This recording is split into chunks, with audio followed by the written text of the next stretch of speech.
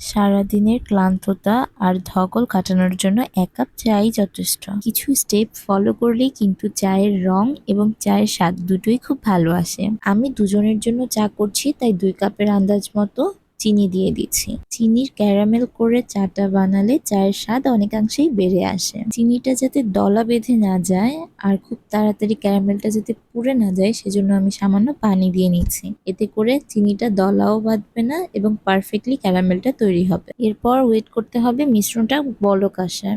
দেখতেই পাচ্ছেন মিশ্রণটাতে বলক চলে আসছে। আজকে চা তৈরি করার জন্য আমি পাউডার মিল্ক ব্যবহার করছি। আপনারা চাইলে গরুর দুধও ব্যবহার করতে পারেন।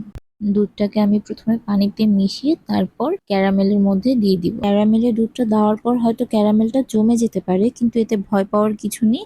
হিটের কারণে এটা অটোমেটিকলি দুধের সাথে মিশে যাবে। এই পর্যায়ে এসে আমাদের অনবরত নাড়তে হবে মিশ্রণটাকে।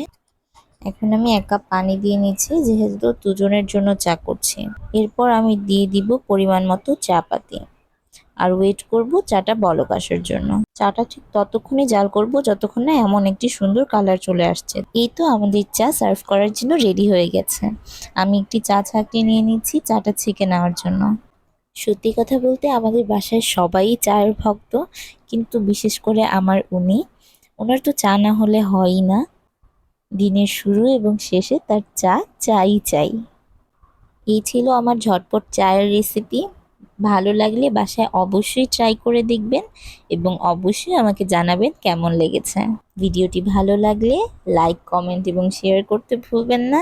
আর অবশ্যই অবশ্যই অবশ্যই আমাদের ইউটিউব চ্যানেলটাকে সাবস্ক্রাইব করবেন।